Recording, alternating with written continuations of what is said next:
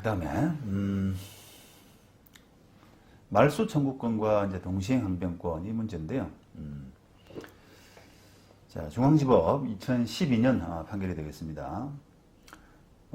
구분 건물의 수분양자가 집합건물 대지에 설정된 근저당권의 말소를 청구하자 그 근저당권자가 말소 청구권에 대해서 차용금 반환의 동시행 항변을 행사한 이런 사건이에요. 그러니까 땅을 가져와야 되는데 저당권이 있거든요. 그러니까 저당권 말소해달라 이렇게 하니까 저당권자가 돈 갖고 가져가야지.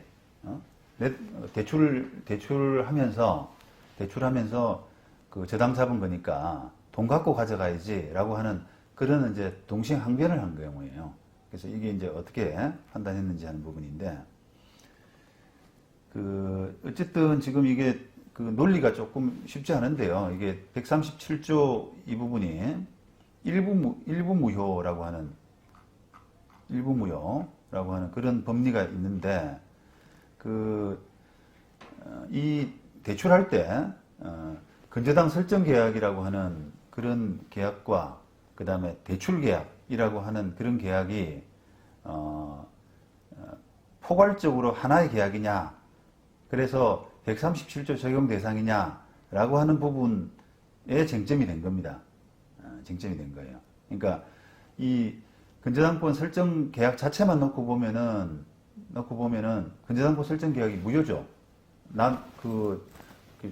이전 등기 자체가 무효이기 때문에 그게 기반한 근저당권 설정 계약도 무효거든요. 그러니까 말소해야 되는데, 이 대출 계약이 대출을 하면서 근저당 설정 계약을 잡았기 때문에 이게 포괄적인 하나의 계약이면은 근저당권을 말소해 달라라고 하는 부분에서 동시행 항변권이 이제 가능할 수 있는 그런 논리가 나오거든요.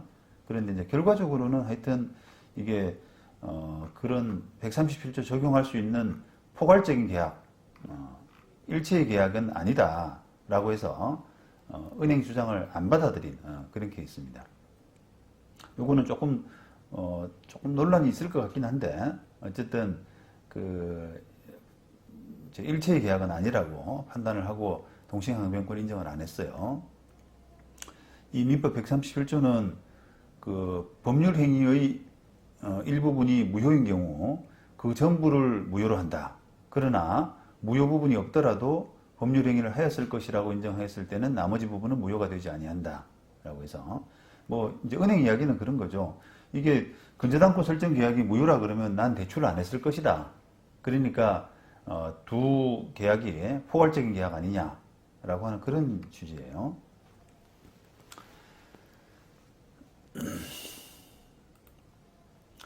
자, 그 다음에 이 종전재판과의 기판력 조촉 문제인데,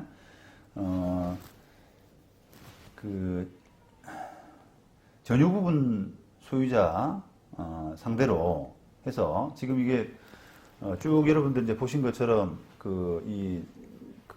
대지 지분의 분리 처분이 일어나고 전유 부분 상대로 한 전유 부분 소유자와의 어떤 갈등, 분쟁 이런 것들이 이렇게 저렇게 이제 발생하거든요. 그런데 이 대지를 갖고 있는 사람, 땅을 갖고 있는 사람이 전유 부분 소유자를 상대로 해가지고 그 부당이득 반환 청구 이런 부분이 벌어지고, 그게 이제 20조가 그 쟁점이 안 되게 되면은 이길 수밖에 없는 구조잖아요.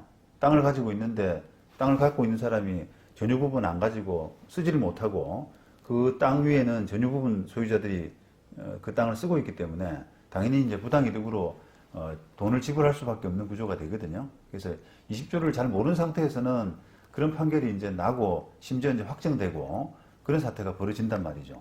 그런데 그 뒤에 이제 이런 그 전유 부분 소유자가 뒤늦게 이제 20조를 알고 그 땅을 내가 가져와야 된다. 너 소유권 취득이 무효다. 라고 해서 뭐 이전 등기를 하거나 말소 등기를 하거나 하는 이제 그런 케이스입니다. 그런 경우에 이제 기판력이 어떻게 되느냐라고 하는 그런 문제가 생길 수밖에 없죠.